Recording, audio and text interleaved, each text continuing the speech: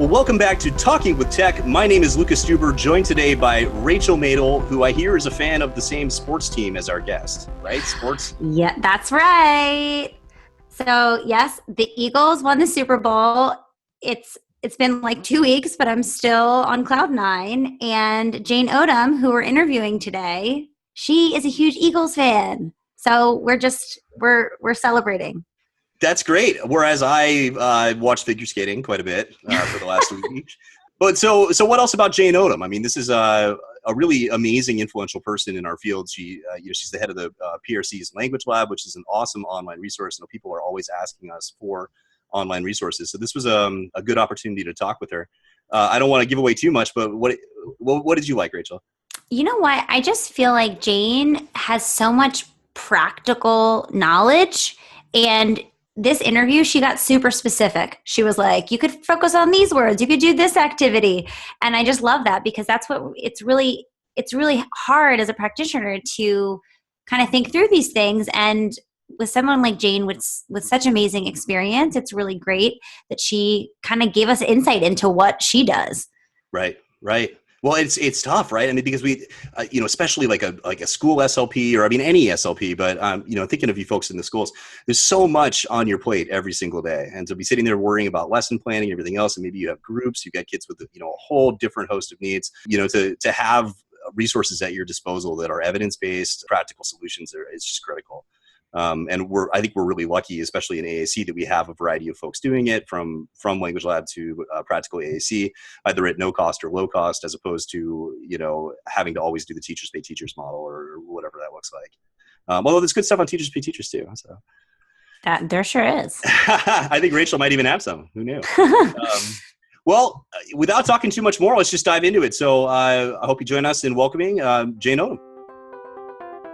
Well, this episode of Talking with Tech is brought to you by Audible.com. I'm a big fan myself. Anybody who does as much driving, I think, as a lot of speech pathologists do, enjoy it. So the deal that we have is it's 30 days free with one free book of your choice. And when I only have one free thing, I always try to get the most bang for my buck. So what I recommend this month is The Story of Human Language from the Great Courses with John McWhorter. It's a really fantastic series. It's 18 hours and 15 minutes long. So you're really getting your money's worth by doing that, your money being $0.00. Anybody who's interested in something more reasonably lengthed, I also recommend The Professor and the Madman, which is a really great story about the creation of the Oxford English Dictionary. So again, Audible.com, the way to get a deal is if you go to audibletrial.com/TWT, TWT, of course, for Talking with Tech, then you'll get 30 days free with no obligation, as well as a free book to go along with that. So check it out, audibletrial.com/TWT. Well, welcome back once again to Talking with Tech. This is Lucas Stuber, joined as always by Rachel Madel. How are you? Great. And today also by Jane Odom of PRC. How are you? Hey, doing well, thank you. Well, thanks so much for joining us. We're thrilled to have this conversation. I know that a lot of what you do and what PRC does around the Language Lab is really oriented in the same way as what we're passionate about. So I think this will be a great conversation. But if you could first just tell us a little bit about yourself and how you got here. Sure. So I grew up in Philadelphia and also lived in South Carolina, now live out in Arizona. So for all of you in winter, I'm so sorry, but no. It's 73 degrees and sunny, so we're good. But I went to Temple University and I studied education. So I was a dual major of elementary and special ed. And as I was thinking about what to do next, I get a call from my advisor who said, hey, we started this new program for master's students in assistive technology. And I said, I don't even know what that was, because it was 1987. And he said, okay, it's a whole thing on assistive technology. This is up and coming, and we're offering free grad school credits. I'm like, sign me up. For free, that's great. Free? Okay, yeah, so I'm in. I had no idea what I was doing. But so you went in and you did some basic classes, and then we did a program called ACES. And ACES stands for Augmentative Communication and Empowerment Seminar. So it's a 2-week seminar in the summer where you learn as a professional side by side with an actual device user. So these were adults that were cool. Wow. So we did a whole thing on communication, and then we did empowerment where we did Dare to Dream. So Dr. Diane Bryan had started this whole thing, and she's actually taken this program worldwide. So we went to this 2-week seminar, and they paired me up with a gentleman who used an Alcom device. But at the time, he only had a spell board, and his name was Bob Williams. And so Bob would have to point to all the letters. And so you had to be totally engaged with him in order to be able to talk with him, because, he was spelling everything. And of course, he would spell quicker than my brain could process. He was totally irritated with me because, okay, what was that word again? Exactly, yeah. But Bob was 26 years old at the Toyd CP, and his caseworker wanted to put him in a nursing home. Now, here's a single guy in his 20s. I mean, what guy wants to live in a geriatric nursing home? But nobody would listen to him because he used a spell board. So we got him a device called a Liberator. And he came to ACES to learn to use it. But he also came to do some person-centered planning where we would follow him for a year. And his goal was to live independently. And so as soon as he got the device with a voice output, he started telling his caseworker exactly what he thought of them and their idea. Love it. The guy was so brilliant and so smart. So he went on to help the ADA get passed. So he would lobby Congress with his device. He wrote poetry. He spoke at conferences, and he went on to live independently in Washington, D.C. He got a job for President Clinton, and he was the commissioner for developmental disabilities for 8 years. So here's a guy that we're going to tuck away in a nursing home that became so instrumental in getting the ADA passed and, helping everybody with disabilities, especially communication disabilities, get to where we are now. So it was amazing, life-changing. And the two things I took away from that program was that everybody needs a really robust way to communicate. They need a language system that is going to be there for them and grow with them, because everybody at ACES, the intention was, we're going to get these people talking. There was no I wonder if they can do it. It was none of that. The expectations were there that everybody was going to be successful. And guess what? The teachers thought I was smarter than I was, so I was. Exactly. You have that expectation that, kids and adults and these users are capable, and guess what? They rise to the challenge. Exactly. And they are, because you believe that they could be.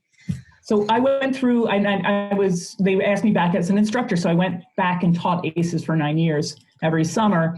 The other takeaway was so many of our clients wanted to learn to read. And a lot of them had been through schools before 94-142, before that special ed law got passed. And so there was so many of them that didn't learn to read. And so literacy is my passion and language is my passion. And that's where it came from. It was all my years at Temple. And by the way, we are starting ACES West here in Phoenix. And we had a golf tournament and got some money together to do this. And we will be starting in March, but we hope to develop an entire curriculum for adult day programs and transition classes in high school. And this will be written by myself, Caroline Musselwhite, and then Candace Steele, who is an SLP here in Phoenix that works at an adult day program. So we're going to have ACES here, and then we're going to write the curriculum that can be used all over the world. And what does ACES stand for, Jean? Augmentative Communication and Empowerment Seminar. Perfect. So, we do language and learning to use the device, but we also do, how do you use social media? How do you use texting? Love. How do you talk to somebody that has never spoken to somebody with a device before? Mm-hmm. How do you plan your life and get what you need? Who's going to be able to help you?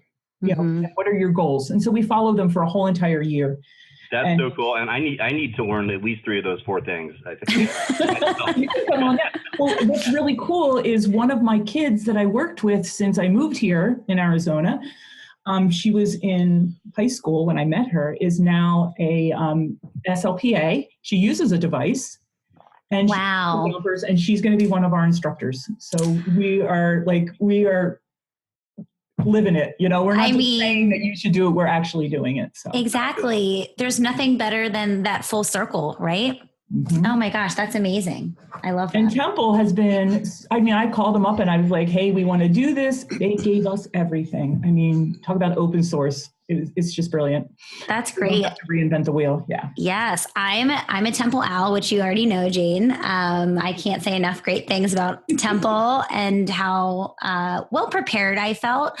We were talking before we started recording about, part of the problem is that people feel very overwhelmed, and by people I mean speech therapists feel overwhelmed by technology and AAC. And part of the problem is that there's not enough education in graduate school about these things. And I was lucky enough when I was at Temple, it was a required course, which it isn't, and I know Lucas, it wasn't required necessarily for you. No, we had a course, and it was actually a fantastic course, and I really enjoyed the professor, Dr. Aac Sanders, who we actually just recorded with him as well. But it was a combination of literacy and AAC, right? Which was actually worked out pretty well. But it's also, long enough ago now that nothing that we talked about in that class still exists in a variety of ways, except for PECs and, obviously like the core concept. But does it feel like to you guys that there's more university education now in AAC, or is it pretty much stable? I don't know. I mean, I don't necessarily have a pulse on what's going on in, graduate schools, but it still feels like there's a lot of, speech therapists and clinicians who don't know even the basics. So it feels like, no, I don't think that there's enough. And not only that, there aren't enough programs for just speech pathologists in general. Exactly. It's so cutthroat to get into grad school. And then there's only so many programs. And then, you get AAC as an elective because there's so much other content. So it's hard. Yeah, yep, absolutely. Right.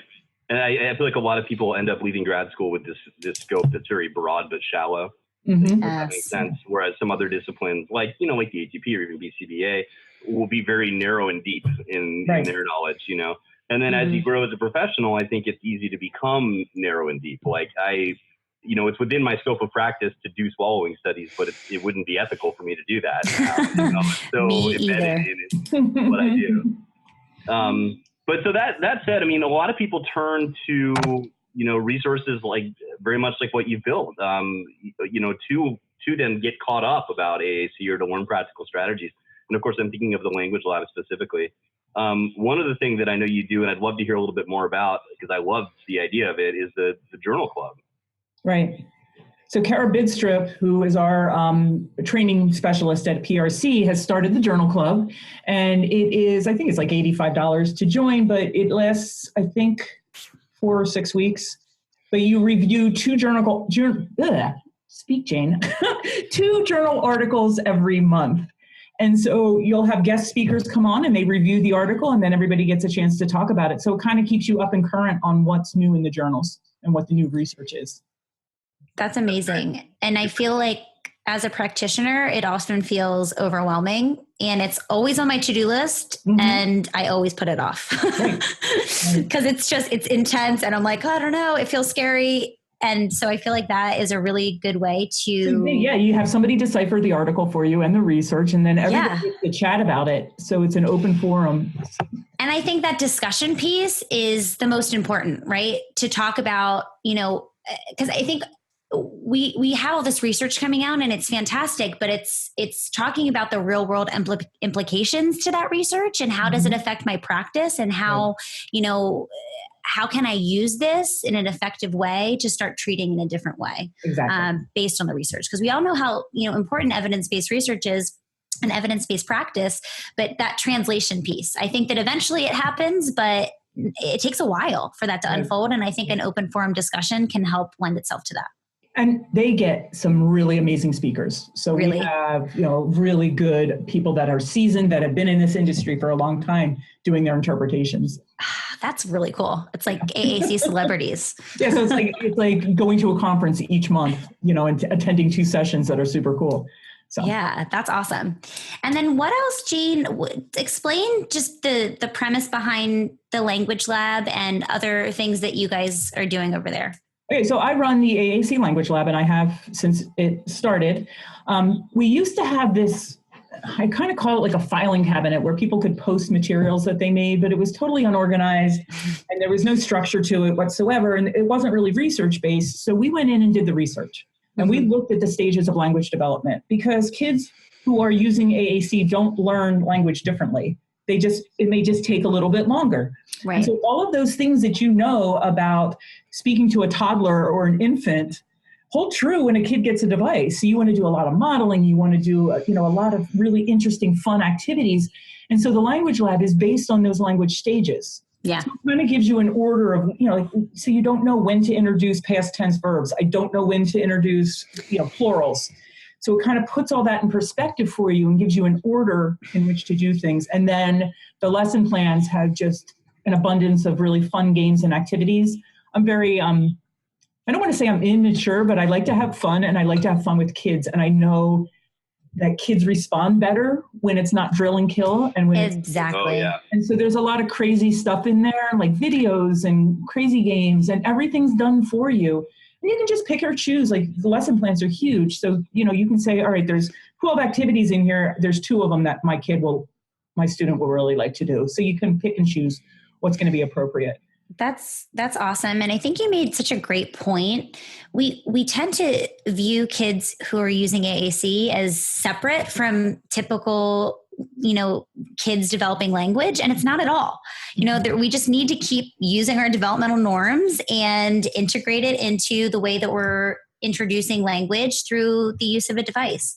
Exactly. And I don't know why that started. Why did we all of a sudden, just because it's a different, modality of communication, we decided that, we threw all our pieces up in the air and we're like, well, who knows? But it can be challenging. So when I first met Bob Williams, he had really weird access, and, he was positioned terribly in his wheelchair. And so it was intimidating to me because I've never been anybody so physically involved before.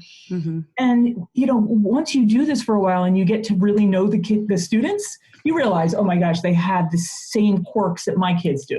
Yeah. It's just funny, right. And love, and they love all these different things. And if you can tap into that, it's really not a big deal. You'll get more from these kids than you ever thought you would just by believing in them. Yep. Yeah. And I think another thing too is that for some of the users that I work with, learning language is very challenging for them. So it's even more important to follow those norms so that we're not, trying to jump 4 steps ahead.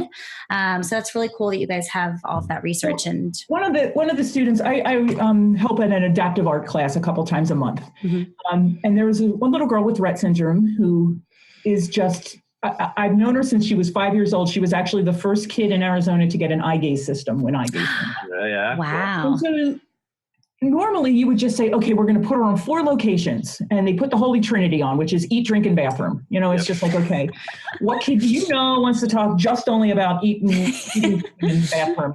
No, we need to have fun things on there. So we went in, and her favorite thing, she was 5, was Elmo. And we just put all these things for her to talk about with Elmo. And she came alive. Yeah. So she is now on eye gaze, 84 sequenced Unity on an accent device.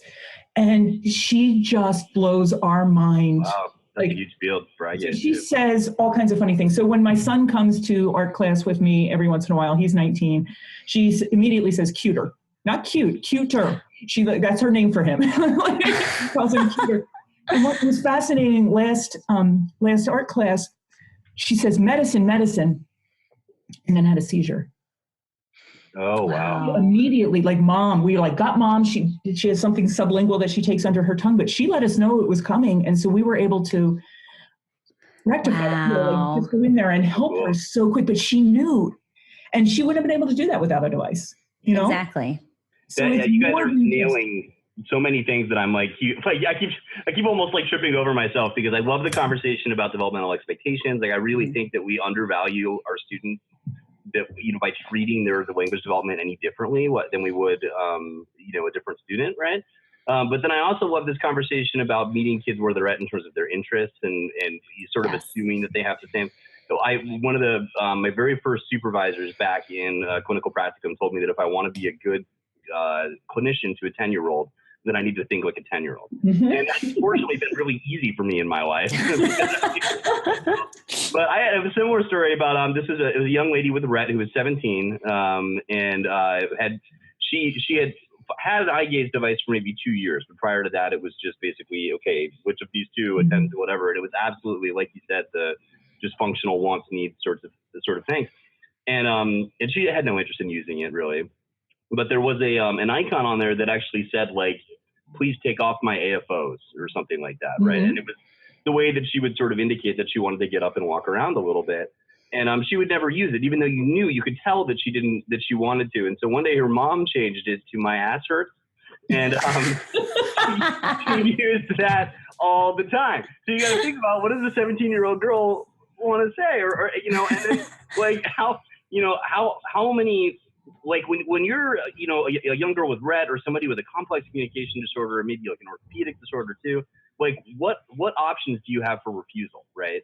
You can't go slam the door and leave your room messy like a typically developing kid. What you basically have is you can just not participate in whatever you're being asked to do. And then all of a sudden, as the school team, we're writing a behavior support plan and this stuff because that's perceived as this massive blowout, when really it's just what any child would do in that situation.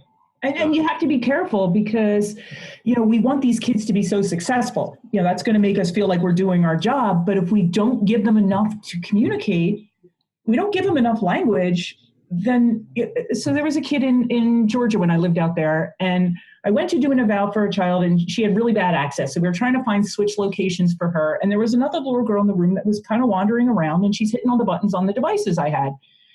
And I said, look at her. She's so interested. Does she have a device? And they said, oh, no, we gave her a cheap talk, again, with the Holy Trinity, and she threw it on the floor. Yeah. So I looked at her and I was just like, but watch her. And she had gotten on the device to the spell page, and the therapist kind of looks around. She said, yeah, watch this. Hey, honey, spell your last name. And she went Lastname. Oh.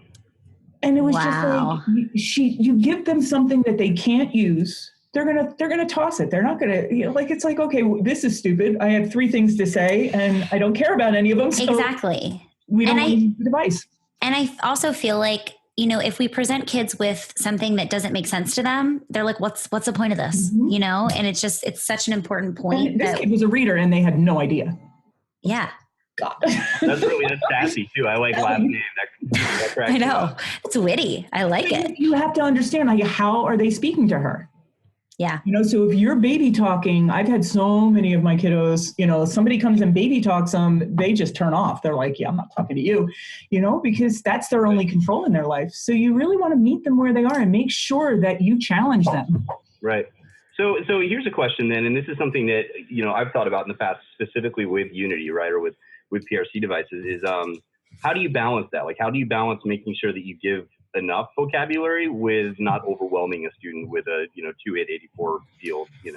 So PRC's been doing this for over 50 years, and we have built so many tools into the software to make that happen. So you can use Vocabulary Builder and hide and show vocabulary. We have these things called Vocabulary Builder sets they're based on these activities that you're going to want to do with your kids anyway, blow bubbles or cars, or, maybe if it's teenagers, it's listening to music or watching videos, whatever. But then it automatically hides everything on the device that you don't need, only showing the vocabulary that you're going to use. And so you can teach the kids that vocabulary and then eventually build on and add more words from there. Sure, great. So I like to start kids off on the highest level and just hide a bunch of buttons and slowly teach them that vocabulary. But once they develop a motor plan for each one of those words in Unity, it never changes. Never. Right. You always have that motor pattern. And if you think about, motor patterns, we use them all the time. Like, God forbid, I just got a new iPhone, right? Mm-hmm. And now all my icons for my apps are all over the place and I can't find anything. Yeah, right. Not the place that they're used to be. Or, driving a stick shift or playing piano or typing. I tried to type on a French keyboard in Paris recently, and I think I was paying by the minute for that computer, and I think I paid 5 times as long as I should have. Now, to what extent do you think when you conceptualize motor planning, which obviously is a huge piece of what we do in AAC, do you see that as something that also, I don't know how to put this, aids in acquisition of the vocabulary, or is it purely like a rate enhancement? Depends on the kid. So, we have Words for Life on the LAMP approach, which is language acquisition through motor planning. And it works amazingly with kids on the spectrum because they aren't looking at the icons. And they are using that motor pattern. And if you ever get to a LAMP training and watch John Halloran talk about this, it's absolutely fascinating. Mm-hmm. And I had him come and work in one of our clinics here. It was a charter school for kids with autism that was started by Temple Grandin. And, it was for kids that the districts couldn't handle. So these were the kids that were spinning on the floor, banging their heads on the wall and whatever. Mm-hmm. And we started the LAMP approach with these kids, and within months, even the most severe kids, maybe they were only 8 location, maybe they only started with 8 words, but they were sequencing like within 45 minutes of John working with them. And it was just fascinating. Yeah. But what breaks my heart is I run into some of these guys now that are now adults, and I'll go into an adult day program and they don't even have their device with them. Oh, yeah. It's just been abandoned, because it's hard to find support, especially for adults. Right. So. Speaking of that support piece, what's the one thing that you always, the most important thing that you try to impress upon support staff when you're training them? To never dumb down a child, ever. You expect that they're going to do it 9 times out of 10, they do it. It's just, if you can connect with them and find something really exciting. Yeah. And, especially middle school. I mean, the little guys are kind of easy, they'll do what you tell them to do. With middle school, you're going to come and meet them where they are, and you have to do some really fun things to grab their attention and forget that they're doing therapy. Yep. Yes, exactly. And I think that, I'm finding, so I work privately, but I work with a lot of schools, and I'm finding it hard because sometimes the school-based SLPs are governed a lot by the data, and they need to show progress and all these things. And, obviously we all need to show progress, but I think that it takes the communication piece out of it in a lot of ways, and it just becomes more academic. Mm-hmm. And I think that the problem with that is that when kids aren't even going to show progress with that because they're not motivated by these academic tasks. They're not motivated by us telling them what to do. We have to take what they actually are motivated by. And every kid is motivated by something. Mm-hmm. And that's what I try to tell the staff that I'm training, is that every single child is motivated by something. It's your job to figure out what it is, and then figure out how you can get them to communicate, to talk about it. Exactly. Right. Well, so if you want, that old axiom, if you want what you're talking about in the therapy room to generalize to the playground, then you need to be talking about what they're going to talk about on the playground. Exactly. Which goes back to, the first thing I do with the kid's device is I always find like the brother or sister or the peer and say, okay, what are the kids saying? Yeah. 100%. For teenage girls, we always put whatever. You put something fun that they're going to want to talk about and they're going to want to use with their friends. Yeah. We just interviewed Karen Owens from We Speak Pod. She's fantastic. But she talked about how she put on her son's device, "That's lit." And like all day long, he's just like, "That's lit. That's lit too." So we had a kiddo that we had a circle of friends for her. So we have peers that come in and meet every week for lunch. Yeah. The peers end up becoming better therapists than speech therapists ever are. Oh, yeah. The kids were just awesome. So the one week we had each kid record something cool on Sydney's device. So it was whatever and peace out. And like they came up with all this crazy stuff. Sydney generalized it. And she saw, and this is a 2-switch step scanner. This kid had to use, switches. So access is a nightmare, but it was so motivating when she saw her friends in the hallway, she would use their recorded message to greet them. I love that. And she knew which one made each one. And the kids were like, oh my gosh. And then all of a sudden, their thought process changed about her. They're like, oh my gosh, she's so smart. Right. And so now she wasn't the weird kid in the back of the room with all the equipment in the chair. She was, one of them. Right. Yeah. Oh my gosh. No better way to have peer acceptance than to start integrating, and I think that's such a great idea. I'm totally going to use that. Because I think that's the hardest thing, is to try to, get that social piece, because it feels overwhelming and daunting, and it feels in a lot of ways disconnected. But how can we connect? How can we connect those peers? And I think that having that integrated into their communication days, there's like literally no better way. Right. And when we set these circles up, we don't always pick the straight A, really quiet kids, because we want the naughty ones. We want the ones that are funny and exactly hilarious. Who do you want in your group? And, she was able to tell us exactly who she wanted, because she was in class with them. And, I totally agree. And I'm so glad you brought that up, because I don't think we've talked about that on the podcast before, but I think training peers as part of the circle of support and siblings too is another, like we focus a lot on the parents and, one thing that the peers are going to have that we sort of automatically don't is a naturalistic social environment, right? Mm-hmm. As much as I joke about pretending to be 10. And Lucas, guess how much that costs? Zero? You don't have to pay them? You don't pay anything. It's such, and schools, we've had schools in the Valley now that have implemented it for all the special ed classes. These principals have come in and said, oh my gosh, this works so well.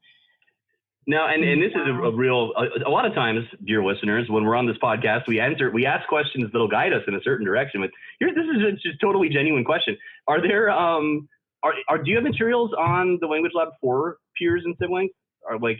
You can do any of these games with anybody. One example of a game that we do, which totally irritates the teachers, but we love it, is they'll have target vocabulary that we're working on. And so we write it on a whiteboard. And then, so you can do this with the peers, so they can generate what words and, maybe using that word in a sentence or at least finding that word or, however you want to use it. And then they get to take a wadded up wet paper towel and throw it at the board and erase the word when they get it. It is the stupid, simplest concept that is just so much fun. I mean, the kids love it. They get to throw things in the classroom. And I want to play that game. Right? So yeah. The sidewalk chart, but so those kinds of games are on the lab. And so they're easily, transferable to working with kids. Any other favorite games that you like to play? Because I feel like that's what our listeners are dying for. So the one they loved in the UK, which was really fun, is called Monster Mouth. Although they don't have paper grocery bags in the UK, so I had to bring my own. They don't have the Portland either anymore. That's all they have in California. So you take 2 grocery bags and you put them inside of each other and you cut a mouth out. And then you put eyes on it. And the same concept, you're playing a game. And we can do this for math. We can do it for science. We can do it for any language objective. And you have a little scratch piece of paper. And when the kid gets it right, they get to crumple it up and throw it in the mouth. It's just the stupidest concept and a silly little game. And the kids, middle school, loved it. And they used it for all subject areas. And then when I came back the one day, the assistants had all gotten together in the classroom and put makeup on it. And so it had eyelashes and lipstick. It was just 2 grocery bags. So games like that are something that's going to get them to say, oh my gosh, this is weird. And then they get their interest. And yeah, that's such a great example. It's sometimes we feel like, oh, we need to get all these books and programs and curriculums. And no, you just need a paper bag and some paper bag. You need sidewalk chalk. Yeah. That's really cool. The cardboard box that the toys come in is always the most fun part of the package, right? Think about it, right? Exactly. And that's so funny because I feel like I remember being a kid and those huge boxes, and it's we've become kind of far removed from that. But I think part of our profession is being a kid at heart and thinking like a kid, like Lucas, thinking like a 10-year-old, So we do a lot of writing too. So there's a lot of writing templates on the lab because learning language and writing kind of go hand in hand. Yep. And writing allows the student to practice and they get that repetition of doing something over and over again so they can develop that motor pattern without being bored. So we do a lot of writing with poetry. We do a lot crazy stories. So don't say oh, we're going to talk about something boring. You're going to say, okay, let's talk about trash today.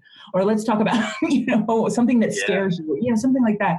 And I've had kids that were having total meltdowns in circle time. So that's my pet peeve. I can't stand circle time. Mm-hmm. So I think circle time is fine in elementary school, but when I go into a high school and they're still doing it, it's okay. Yeah, right. Yeah, the kid's been doing it for 17 years. They're probably bored by now. Yeah. To think like that, right? So I had one teacher that was just having so much problems with this little guy melting down during circle time. So we took him and we let him plug his device into the computer and he wrote in his journal every day during circle time instead of doing that. And he still was doing the same content. He had to put his date on there and maybe he had to write about the menu or whatever the teacher needed. Behavior gone. I mean, he was doing something that was meaningful. Yeah. As opposed to that, why do I have to do this over and over again? Exactly. Oh my gosh, I'm having circle time PTSD right now. I can hear the songs. Well, we've also taken it and turned it into a news program where the kids record each other with an iPod or that's a cool idea. By a phone, and they can make a news program. So they practice all week. So they're using their device, doing all the circle time content, but they're a reporter, not some bored kid sitting in front of them. Right. So one thing that you touched on that I just realized we're talking a lot about kids, but coming from the private practice angle, right? Like I'll sometimes meet like a 23-year-old or a 24-year-old who's never had a device, right? And this is a new assessment. And developmentally, they're sort of still being treated like that circle time child, right? They're still being given the Barney and the Elmo and everything that they every day. How can we do a better job of supporting these adults? So on the lab, we have young adult content. Okay. And so there are going to be activities that are more geared for older folks. So the books have real photographs as opposed to cartoons. And I'll have them go listen to Imagine Dragons or the Beatles. I mean, some of that music has great core vocabulary in it. And you meet them where they are and you talk about things that are relevant to them. And again, that writing piece is phenomenal. Absolutely phenomenal. Right. But then, introduce social media. Like, okay, let's write a post on your Facebook. Let's send a text. Let's do Instagram, whatever they're going to do. Or as my wife would tell me, how about you write less on your Facebook? No, that's great though. I mean, one of the talks I give often just doing ASU 101 stuff is just to point out that we're all users of augmentative communication. I mean, what is Facebook if not an alternative? It's the great equalizer because I can't tell if somebody has a disability when they send me a message. And it's just a Facebook message, right? I love that. Texting and social media for some of these kids that are a little bit, okay, I don't want to look weird. That's the great equalizer. Yeah. And now that devices are looking more like tablets, it's a little bit easier. I know that's my big bulky ones.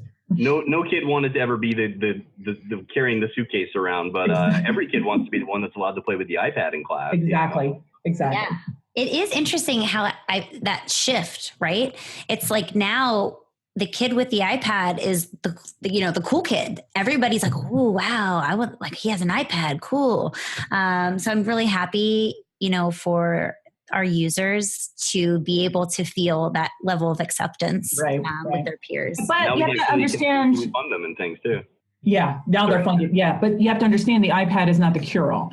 So when that first came out, everybody wanted the iPad, but then next thing you know, the kids are throwing them or they get dropped. And sometimes you need the durable device. It's going to be a little bit more rugged. Yes. So, and that's another one of my pet peeves is that sometimes devices are recommended based on what the classroom already has.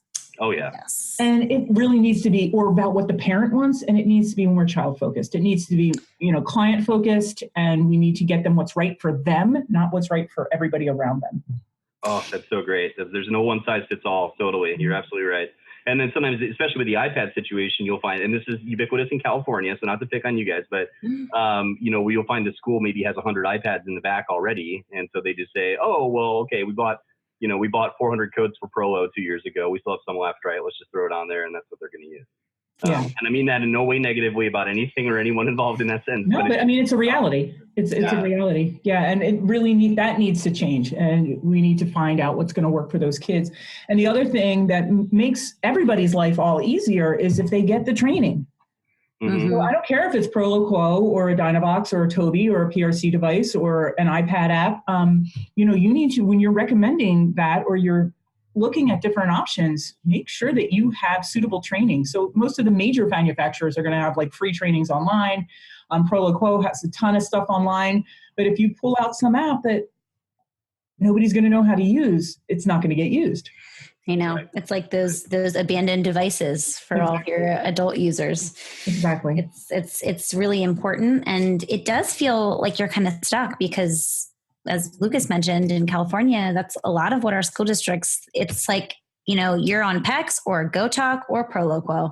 It's a 3-tiered system, and from the school perspective, I see how, it's hard to manage, right? It's hard to manage all of these, students' needs and the training, the paraprofessional training that's involved with these devices. But it is important, right, to focus on the child and figure out what makes sense for them. And now that they're funded by insurance and, Medicaid in most states, so it doesn't have to be a burden for the school. You're going to have to write the report and get the evaluation done. But a lot of the manufacturers help you with that. Like PRC has something called the funding assistant. And if you're trying to recommend a Saltillo or a PRC device, you can go to the funding assistant. It'll walk you through the process. Now, I don't like when manufacturers want to write the eval for you. Yeah. That's unethical. Yes. Right? So that's actually in Oregon now. That's not allowed anymore. But right. And it was for a while, and it was kind of like not spoken about. It was just like hush hush. Let's do this. Like they'll do it for me. I don't have to do it. I understand that, but it really needs to be from a professional. Yes, absolutely. Yeah. Well, first I did want to tell you about Realize. Realize Language is a site that you can go to, and we just dropped the price on it, so it's only $9.95. Both of the Language Lab and Realize were both $84.95, and then we dropped the price of the Language Lab to $19.95 a year for a subscription, and we also give a code away with each device. So every kid that gets a device, any person that gets a device will get a code, and they'll also get 2 Realize codes. But Realize is you can turn the data logging on in a device, and it'll record everything, and then you pop it into Realize, and the devices actually do this automatically now if you have Wi-Fi. And there are all these charts and graphs, and you can see exactly what that student is doing. And you can pull up grammatical markers, so you can say, or let's see which prepositions they're using. And it compares it to the most frequently used prepositions. And so there's, say 50 preps, and your student is using 20 of them, then you can see the 30 that they're not using. Oh man, I wish I had that for the kids who aren't on devices. I know, right? Because that's like really. But you can see like minutes per day of usage. You can see the top 10 words. You can make Wordles, which the kids absolutely love. So we have these Wordle wars.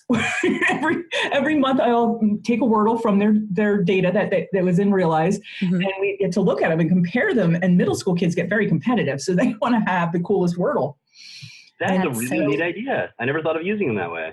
So you can look at a Wordle, and not only can you see what they're saying, but you can see what they're not saying. Yeah. So I was working with this one kid out of Pennsylvania, and the school district never had a kid with a device before, so they were brand new. And we turned his data on, and I went back a couple months later, and we pulled it up, and the teacher was crying. She's like, look, my name's on the Wordle, and it's really big. And the therapist was all excited in the OT, and I was like, that's great. But where are his friends? Yeah. And he was 5, and they said, oh, do you think we should put the names on there? What a great idea. You should go for it. Love it. Well, and it's really an objective way to show, right? Instead of just saying, oh, we should do this or use language for a variety of communication functions. It's like, hey, let's see what they're doing. Okay, there's some gaps here. So it's a little scary because, you can see whether you're being effective or not. Yeah. So, say you work on WH questions, and then you can pull that data up, a month later, and you can put in those words and into Realize, and it'll show you how often that the student said it. Right. If you only said it during speech time, you got a little bit more work to do, and it's not something that you did it wrong. It's just like, okay, they didn't get that concept. And so you can, reteach as necessary. So it's really powerful. You can also see like a lot of almost all the Wordles I get in the beginning. I mean, all the data I get in the beginning, you look at the time of usage during the day, and oftentimes Saturday and Sundays are blank. Yeah. Oh yeah. Okay. Yeah. So mom didn't pull it out of the book bag, but if you take that to an IEP meeting, and not to be accusatory, but say, hey, look, Kevin's doing this, and with just a little more work at home, we can make him so much more effective, but we need you to help us. Yeah, I know. Yeah. Well, I was sorry. Those of you that are listening, if you haven't tried Realize Language, I'm like a super nerd with it because I love getting data. And my background actually, and Russell knows this well, is my previous master's was in corpus linguistics. Oh my God. I know, right? So, but one thing that I love about Realize is that I'm also getting that, essentially a corpora of that student's language, which gives a huge data in terms of planning, but also data in terms of accountability, like you said. Exactly. Something that, and this, again, I don't mean this negative towards anyone, but there have been families I've worked with that are the strongest advocates for their kids in terms of getting these devices used at school, and then Saturday, Sunday are blank, and it's just like, come on, or like you said too, there's been times when I'm thinking like, oh, I'm making these incredible breakthroughs with this device, and then I see the vocab I'm targeting is bright red for that 1 hour a week, and then nothing the rest of the week. Yeah. So one of the nicest things to see is to watch that sort of spread over time, And then because within the system, you can look at that. You can look at diachronically, so you can. It can follow a child from basically the time they get their device, and I mean through multiple schools, multiple therapists. You can keep that account open and follow a device user forever. You can turn off the data. So a lot of my teenagers will be like, "Well, I got something to do this weekend. I don't want you to see." It's like, yeah, good. I don't want to know. Yeah, I love that. But you can also get a free 30-day trial. So if you want to try it out, turn the data on now. Yeah. Take data for a while before you get your free account. Oh, I didn't know it worked that way. Wow, what a good tip. Yeah, so there you go. Is Realized Language, is this only for PRC supported devices? It is PRC, so all our accent products, and then Words for Life, as well as all the Saltillo products. Okay. So Saltillo is our sister company, and so we do a lot with them. We have approached other manufacturers, so haven't had any interest yet, but if you are supporting a child on another device and you think this would be a really useful tool, talk to your rep and make the request. And if enough people make requests, maybe they'll listen. So yeah, no, I love that. Well, one thing I wanted to ask about, we talked about this a little bit before we started recording, and maybe this is a question to the group, but just from a pure application standpoint, what are some of the things that you teach people that maybe get the biggest, like, oh, wow moment in terms of AAC or device? So language is so much fun. It's so much. It's so simple to teach. Like sometimes I think we get stuck in this thing that it's going to have to be so difficult and too well planned out. And it's actually, it's just talking with somebody. Mm-hmm. And the other thing that people get stuck in is like, well, Johnny's on this device and Susie's on that device. And, Caroline's on this other one with a totally different language system. And a lot of the games that I promote on the Language Lab can be easily scaffolded for any language objective, any learning objective that you have. So maybe we read a story about feelings, okay? And we're going to play Monster Mouth. So when Kevin gets, it's his turn, he needs to find single feeling words because that's the level he's at. He's just learning his device. So he's going to find one word. And Kimmy's on her device and she's had it for a little bit longer. So she's going to say something that makes her feel that way. And maybe just an expectation of a 2-word phrase, feel sick, feel happy. All right. And maybe Stephen is a little bit more advanced. And so maybe he's generating something independently. Yeah. The expectation is he's going to have a sentence with a period at the end of it and, with more of a complex thought. So you can take that same thing. The kids are all playing the same game and you just scaffold what the requirements are for each kid. Yeah. And the other thing is, if you use the same games over and over again, then you don't have to teach the process. You're just teaching what you want to teach. They already know the rules to the game. And, you can kind of figure out which ones they like for sure. And you just, easily scaffold it for whatever they're doing.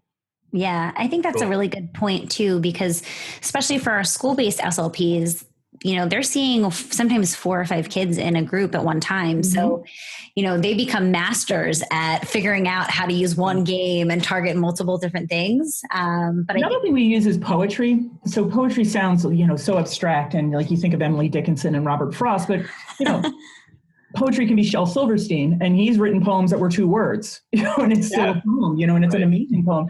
So we do a lot of kind of structured writing with the kids. So we may give them sentence starters and they fill in the blank.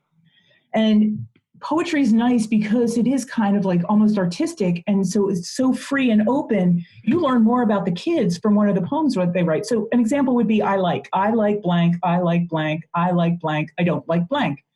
Very simple poem, right? Yeah. So, I had one little guy, we were writing him for his dad. We were doing dad likes. And he said, dad likes baseball. Dad likes Yankees. Dad is fun. Dad is not Mets. We were just really, yeah. But then we had another kiddo that used that same I like template. And the teacher called me up in tears. And she's just like, you're not going to believe what Genesis wrote. And she said, I like Kevin. I like Kim. I like Delfino. I don't like myself. Oh, geez. And I said, no, this is perfect because this kid had all these behavior issues. Well, now we know why. And now we can work on building her self-esteem. We would have never known that if she hadn't been given an open way to express herself. Yep. We didn't want to give her all the words and just have them put her in an order. We wanted to know how she felt. And activities like that can be amazing, like absolutely amazing. And you find out what these kids are about. And then when that poem gets sent home, mom knows that it wasn't written by the staff. Yes. Even if it doesn't make sense to us, it always makes sense to mom. I love I'll often take pictures of a device, like, of something that a child said. And I love when it's kind of rife with grammatical grammatical errors. Yeah. Because it's like, okay, I didn't make this. Like, it makes just enough sense so that you can translate it, but that an adult didn't write this. Yeah. Well, that's great too, because sometimes there is a genuine question of authorship, right? With the things that we see, or another reason why I like real language, right? Because I can see what's actually being said during the week. But going back to the poetry, being said when you're not there, which is really important, so you can see if you're being effective. Yeah. Right. Yeah, well, right. When I say accountability, I mean my own accountability too, really. But the poetry piece, that's something I've used a lot, and I've had people kind of scoff with it, which maybe you'd almost alluded to, like, really we're doing poetry. But actually, if you look at research around developmental milestones for typically developing children, knowledge of poetry and the rhyming words also are hugely important towards eventual literacy. And that's what I want for any of my AAC kids ultimately, right? Is I want So there's a ton of poetry templates on the lab that you can, they're just basic templates. And again, you change them out any way you want. Mm-hmm. How much does it cost to write a poem? For schools that have no money, it's, or even adults, the adults love it. Yeah. And we had a poetry camp where I was working with a 6-year-old next to a 50-year-old, and they were writing the same poem, and both of them, absolutely loved it. Well, I think it's nice because it gives that templated structure, but it allows for so much creativity. Exactly. And it's like kind of the best of both worlds. Exactly. It's easy to teach because there's a template to follow, but it allows for such creative license. So I think it's perfect. And, it allows for repetition. So some of our kids, we had one little girl came in, she was on the spectrum and just really stuck on being, expecting prompts. Like she was so prompt dependent. It was crazy till we kicked mom out. Did I say we asked mom, suggested mom that maybe she run to McDonald's and get us some milkshakes. So yeah. So we were writing about bugs because, why not, right? And any bug she liked, she would say, I like butterfly, butterfly, butterfly. I don't like roach. I like ladybug, ladybug. I don't like, spider. So she separated on the ones she liked and then, just really quickly said the ones she didn't like. But at the end, it was a beautiful poem. Yeah. And it looked just like everybody else's. So you couldn't tell that she had autism. You couldn't tell she was using a device. And it's a perfect example of, I feel like sometimes as practitioners, we kind of want to jump in and be like, oh, we don't need to say it 5 times. We can say it 5 times. Mm-hmm. It doesn't have to be. Say it 500 times, really. Exactly. And if it's what you want to say, that's what you want to say. So the tip I have for any kind of writing is pre-teach. Mm-hmm. So, sit down with the kids and say, hey, we're going to be writing about bugs today. Let's look on your device where we can find these words. Yeah. And so you pre-teach and let them play around where there's no right or wrong answer. Then they're comfortable, and then you can do the process. So maybe you write a poem together so they understand the process, and then they can do theirs individually. But if you don't have that pre-teaching piece of it where they know what is expected of them, and they're excited about what's expected of them, right? And, you're not going to be as successful as if you give them all the tools they need. And that pre-planning piece, it's just a little bit of extra effort, but it makes such a big difference. I'm always telling teachers that, if you just open the folder before you do the lesson and just show where the vocabulary is and, how we could potentially talk about it, it takes a little bit of time and a little bit of extra effort, but it just really goes a long way. Yeah. And the other thing that I encourage people to do is a lot of times educational content is very noun-based. Mm-hmm. Yeah, right. And, you kind of get stuck in, we have to have all these nouns on these kids' on the kids' boards. And it's like, if you only want to speak with nouns, you're not going to be able to have a conversation because most of what we say is not nouns.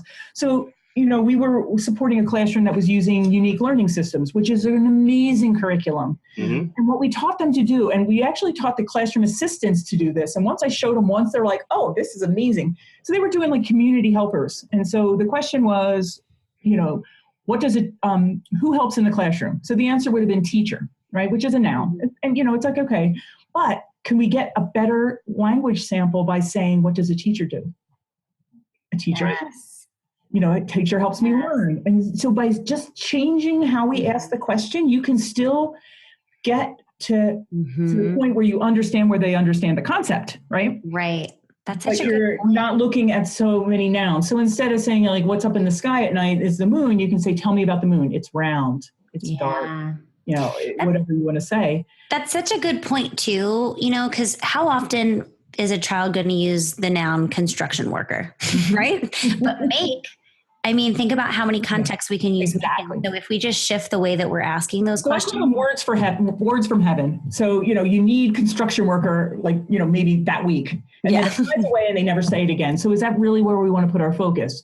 Before we leave, Jane, can you tell us where people can sign up for the Language Lab?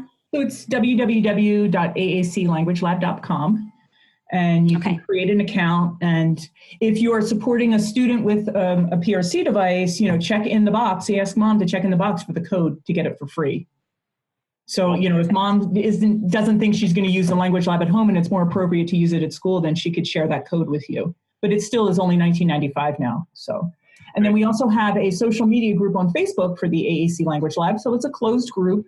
I try to keep all the sunglass ads off of there, and that kind of we constantly, people are putting questions up there, or I'm putting all kinds of things that I think are useful for AAC up there. So it's a nice group to be part of. Well, once again, for Talking with Tech, this is Lucas Stuber with Rachel Madel and joined today by Jane Odom. Thanks so much for joining us. That was incredible.